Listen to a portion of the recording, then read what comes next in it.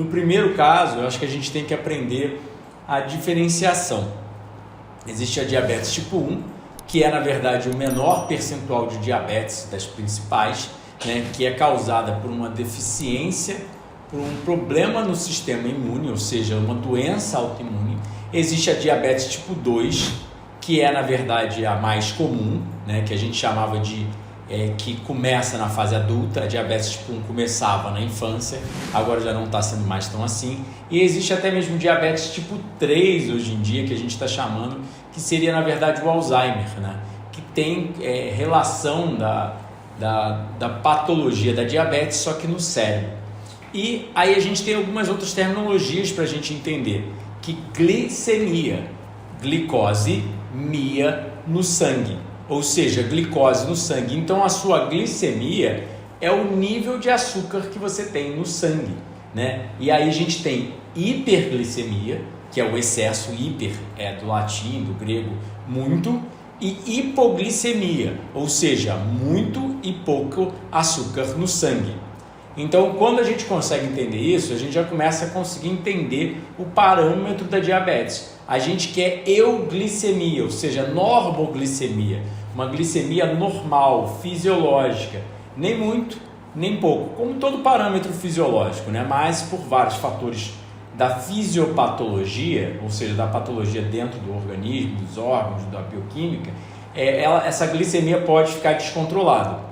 E a gente tem que entender os dois principais hormônios da diabetes, né? Do controle glicêmico. Existem vários outros que influenciam, etc. O corpo é um todo, a gente não tem como separar. Mas a gente tem que entender os dois primeiros hormônios, que seria a insulina e o glucagon. São hormônios contrarreguladores. A insulina é um hormônio hipoglicemiante, como a gente falou, de redução de glicemia. E o glucagon é um hormônio hiperglicemiante. Então o que acontece? Quando a gente come, a gente fica em estado alimentado. E aí o corpo entende que tem a glicose ali no sangue e ele secreta pelo pâncreas, né? É produzido pelo pâncreas o hormônio da insulina, principalmente pelo que a gente chama das células beta-pancreáticas, as células produtoras de insulina. A gente vai falar um pouco mais sobre elas e sobre a diabetes tipo 1 mais à frente. E o glucagon é produzido pelas células alfa do pâncreas. Então ele faz o quê? Quando nós estamos em jejum, o glucagon aumenta. Quando a gente está logo após alimentado, ou seja, logo após a refeição, a insulina aumenta. Então um aumenta, o outro reduz, o outro aumenta, o outro reduz. E fica assim, é como se fosse uma gangorra. Por isso são hormônios contrarreguladores. E é muito importante entender que não existe um hormônio bom e um hormônio ruim. Existem as necessidades fisiológicas a cada momento. Mas um dos grandes problemas da diabetes, que até mesmo aumenta a incidência de câncer, diabetes, aumenta a incidência de câncer, doença cardiovascular e de vários outros problemas, é o excesso de insulina.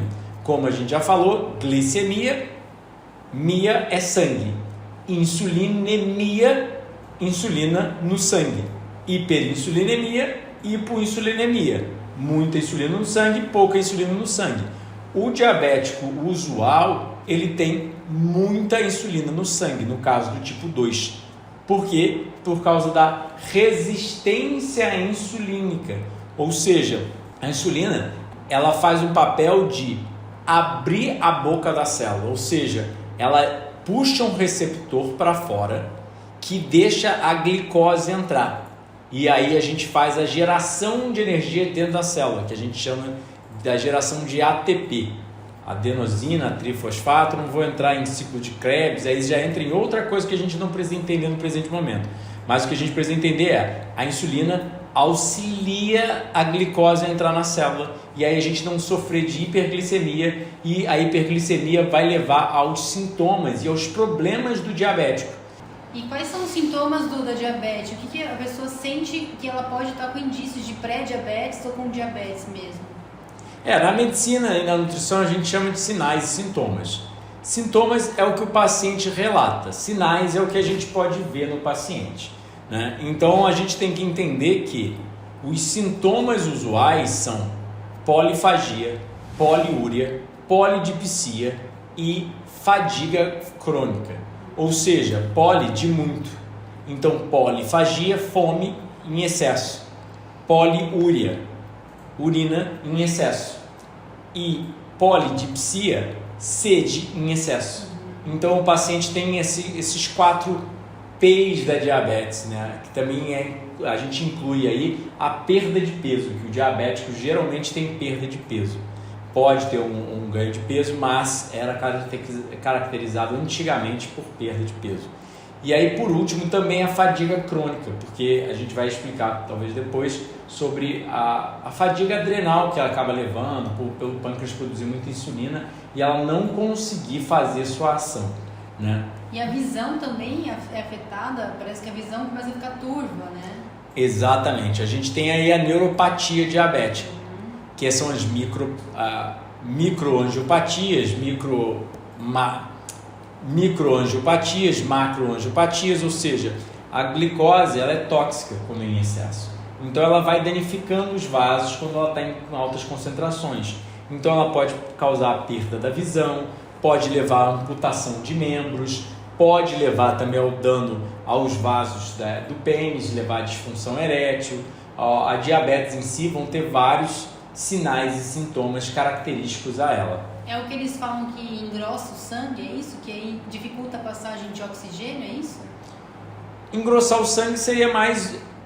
Engrossar o sangue, até onde eu sei, é devido ao excesso de gordura saturada e colesterol que torna o sangue viscoso. Mas, obviamente, vários fatores do estilo de vida moderno prejudicam a circulação sanguínea e tornam o sangue viscoso. Não sei se vocês viram até aquele documentário da Netflix, o What the Health, que eles mostravam o sangue de uma pessoa que consumia muita gordura e o sangue de uma pessoa que consumia pouca gordura. Sim. O sangue se tornava mais como mel, Sim. mais grosso. E o sangue de uma pessoa que consumia menos gordura se tornava mais líquido. Mais né? água, né? Mais Exatamente, aquoso. exatamente. Então, dá para entender que o sangue grosso, né, ele dificulta a passagem porque ele deve grudar muito pelas artérias, né? Deve passar ali com dificuldade, né? São vários fatores que, obviamente, a gente tende a classificar diabetes, hipertensão, etc. Mas eu acho muito errada essa classificação, porque olha o corpo como compartimentos separados. E eu acho que a gente tem que olhar o corpo como uma unidade, como um todo. Então, obviamente, na diabetes, o diabético vai tender a ter mais hipertensão, entre outros problemas. E aí o que acontece? Obviamente, o estilo de vida moderno causa vasoconstrição. Os vasos, as artérias, elas já estão contraídas e elas não relaxam direito porque estão contraídas, por vários fatores. Aí a gente começa com hipertensão arterial. E aí começa a causar inúmeros desequilíbrios no organismo, né? Mas, obviamente, a viscosidade do sangue é um fator. Aí o excesso de gorduras no sangue é outro fator.